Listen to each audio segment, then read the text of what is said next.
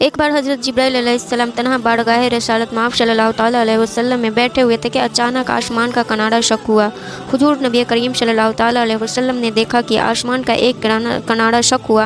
جبرائیل سمٹنا شروع ہو گئے، سر زمین پر رکھنے لگے، یعنی کہ اس قدر جھکے کہ یوں لگتا تھا کہ گویا زمین کو لگ گیا ہو، اور ان پر تواضع اور عاجزی، خوف اور گھبراہٹ کے آثار نمایاں ہونے لگے۔ اور جبرائیل علیہ السلام اسی حالت میں تھے کہ انسانی شکل میں ایک فرشتہ حضور صلی اللہ تعالیٰ علیہ وسلم کے پاس نمودار ہوا۔ فرشتے نے عرض کیا کہ اے محمد صلی اللہ تعالیٰ علیہ وسلم، آپ کا پروردگار آپ پر سلام فرماتا ہے اور آپ کو اختیار دیتا ہے، آپ چاہے تو آپ کو بادشاہ پیغمبر بنا دیا جائے، اور اگر آپ چاہے تو آپ بندہ منیش پیغمبر کی طرح زندگی بسر کرے۔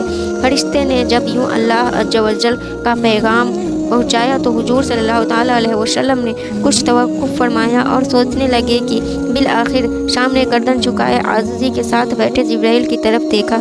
جبرائیل سمجھ گئے کہ حضور اس معاملے میں مجھ سے مشورہ طلب فرماتے ہیں، اور عرض گزار ہوا کہ اے اللہ کے رسول صلی اللہ تعالیٰ علیہ وسلم، بندگی اور عاجزی فرمائے۔ حضور صلی اللہ تعالیٰ علیہ وسلم نے آنے والے فرشتے کو جواب دیا کہ میں بندوں کی طرح زندگی بسر کروں گا،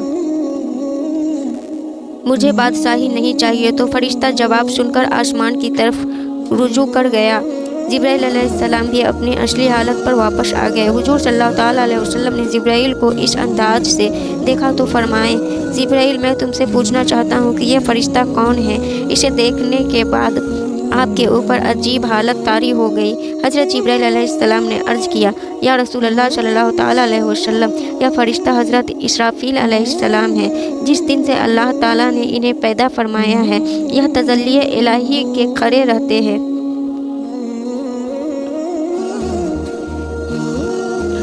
اور اپنے دونوں قدموں کی صف باندھ کر کمال خشوع کے ساتھ کھڑے رہتے ہیں، حتیٰ کہ اپنی آنکھ کبھی اوپر نہیں کرتے، اور ان کے پروردگار کے درمیان اس حالت میں بھی 70 پردے حائل ہیں، اور ان پردوں میں سے ایک کے قریب بھی ہو جائیں تو جل جائیں۔ ان کی ڈیوٹی صرف یہ ہے کہ لوح محفوظ ان کے روبرو رکھی ہے، اور انہیں اس لوح محفوظ کی پوشیدہ چیزوں کی اطلاع دی گئی ہے۔ جب بھی اللہ تعالیٰ کا ارادہ اس سے متعلق ہوتا ہے، وہ زمین و آسمان میں کوئی چیز واقع ہو تو وہ لوح خود بخود بلند ہو جاتی ہے اور حضرت اسرافیل کے سامنے پہنچ جاتی ہے، اور یعنی حضرت اسرافیل علیہ السلام اسی وقت اس لوح کو دیکھ لیتے ہیں اور اس مقدر یعنی اس کام کو دریافت کر لیتے ہیں۔ اگر وہ کام میرے متعلق ہو وہ مجھے حکم کر دیتے ہیں، اور اگر وہ میکائیل کے متعلق ہو تو انہیں حکم کر دیتے ہیں، اور اگر ملک الموت کے متعلق ہو تو انہیں حکم مل جاتا ہے۔ پھر حضور صلی اللہ تعالیٰ علیہ وسلم نے فرمایا کہ میں نے جبرائیل علیہ السلام سے پوچھا، آپ کس کس کام پر مقرر ہے؟ پھر حضرت جبرائیل نے عرض کیا، ہواؤں کو چلانے اور لشکروں کی جیت اور شکست پر۔ پھر پوچھا میکائیل علیہ السلام، عرض کیا بارش اور نباتات پر۔ پھر پوچھا ملک الموت، عرض کیا روحیں قبض کرنے پر۔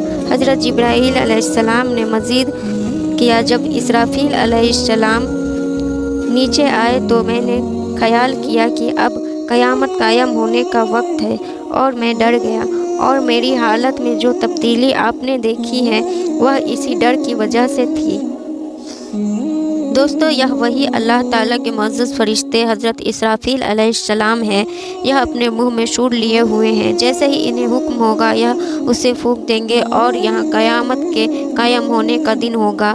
بیان کردہ روایت کے مطابق اس حوالے سے حضرت اسرافیل علیہ السلام تمام فرشتوں میں سے افضل ہیں کہ آپ کا قربہ منزل لوح محفوظ کی پوشیدہ چیزوں پر منتقل ہونے پر سب سے آگے ہے، یہاں تک کہ حضرت جبرائیل، میکائیل اور اسرافیل علیہ السلام پر حکم چلاتے ہیں، لیکن اگر وحی الہی اور سورہ نازل کرنے اور نوح انسانی کی تکمیل اور اس نوح کے افراد کے آخرت کی اصلاح، انواروں اور برکات کے ساتھ عبادت گزاروں اور نیک لوگوں کی امداد اور ظالم اور فرعون کو ہلاک کرنے کے لحاظ سے دیکھا جائے تو حضرت جبرائیل علیہ السلام افضل ہے، اور جہاں تک حضرت اسرافیل علیہ السلام کے कुरान पाक में ज़िक्र की बात है तो आपका नाम कुरान पाक में कहीं भी नहीं है, सिर्फ सूर फूकने का ज़िक्र आया है। अलबत्ता हदीस की किताबों में आपके नाम का ज़िक्र आया है,